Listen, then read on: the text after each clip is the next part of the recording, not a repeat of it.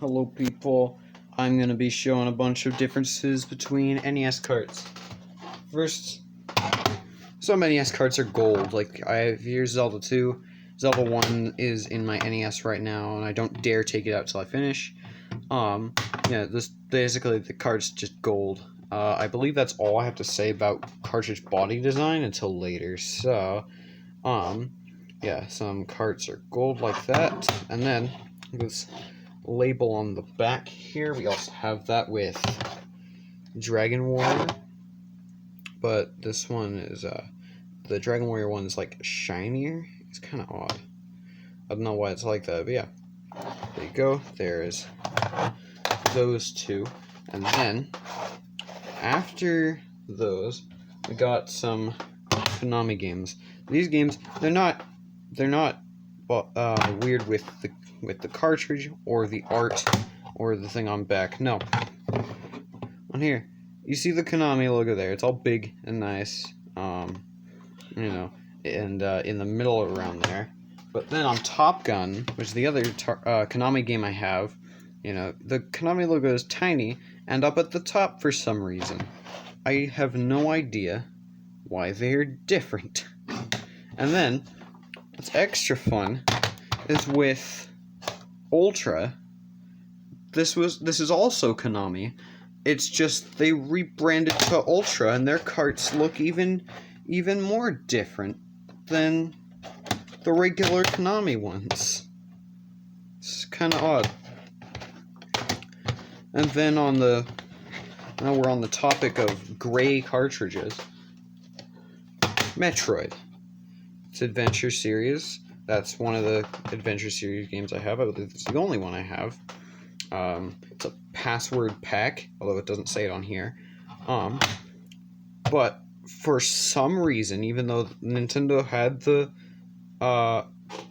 the silver art like this for password packs, Rad Racer, it's part of the Sports series, and it also uses this same thing. Again, don't understand why. Says it's by Square. A little bit there because, it wasn't made in-house, even though it was published by Nintendo. Yeah. Then, Zapper Conundrums. So here's Barker Bill's Trick Shooting. You got the light gun logo down here. Light gun game.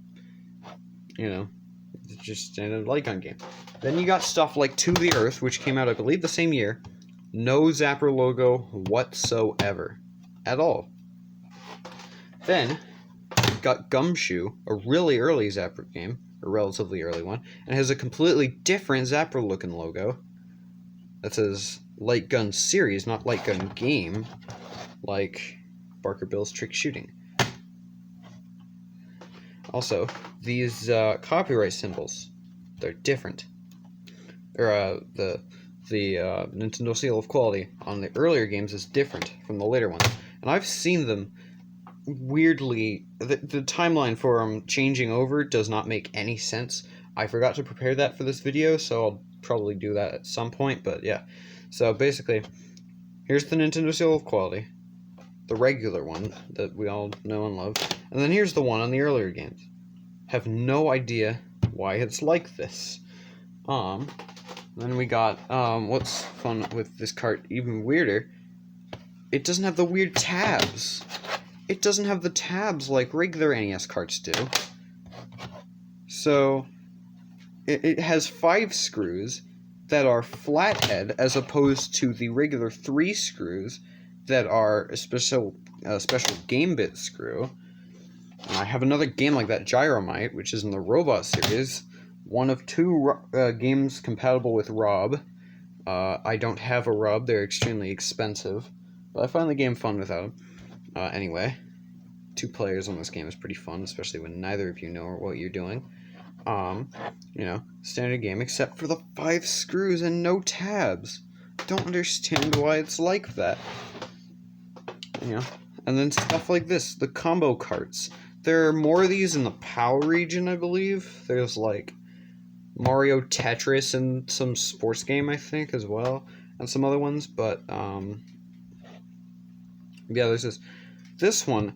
I I have my Gambit screwdriver over here to open it up, but this one has epoxy blobs in here instead of the supporting chips and stuff and the ROMs. It has epoxy blobs in there. All my other NES games, all of them, have just regular ROM chips and stuff in them. It's kind of odd.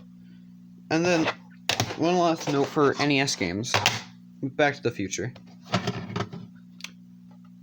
Yeah, this better be an interactive video game. I don't want to purchase a tech demo. Anyway, now we're going to move on to unlicensed stuff. First, we got Bible Adventures by Wisdom Tree, formerly Color Dreams. Funnily enough, on the back of the cartridge, if I get it in the right light, you can see it says Color Dreams in the cartridge embossed in it, in the back. So they didn't change their cartridge molds at all. It still says Color Dreams, even though they're Wisdom Tree. Also, it says where they get the Bible stuff from, and it's impossible to read the thing. Yeah, that's what I have for that. And then Tengen, which is basically Atari. I don't have many unlicensed games. These are the 3 that I own. But yeah, they're still odd. Like, these ones look especially odd next to regular NES carts here. Like Bible Adventures, that looks more normal. But these are just really odd looking. It's impossible to read that text if another game is on top of it. You can barely read it from the side. It's kind of odd. What I like to do is have my games kind of like this, in my drawer, so I can see, what the game says on these weird labels. And Bible Adventures don't even have an end label at all. That's a sign of a cheap game right there. So yeah. And then with these games, they have 3. There's your Tengen seal of quality. You have 3. You have 3 like Torx bit screws or something. And you or hex bit screws. Mine are missing for whatever reason. The cart holds itself together fine. It takes quite a bit of force to open it, which I can't do with one hand. But yeah, do that. And the cartridges are really weird. They only have the label here, and then it says Tengen in the game name. This weird thing. Tengen is Atari, actually. They're the same people. Okay, and then addendums. Famicom carts are like all completely different. Some are black or blue or have LEDs in them or end labels. And then the labels are all weird and shiny. Like, they're all completely different. And the back of the cartridges vary on how they are. And the Namco or Namcot ones are like this, for some reason. I don't know why they're like this. They have the weird corners. But yeah, that's basically what I was saying about them. There's probably billions of different Famicom cartridge designs. And then lastly, Game Genies, because why not? Which probably should have been part of the unlicensed section. They have their own breed of odd. The cartridge is gold like Zelda 2. It uses Phillips screws all behind the label.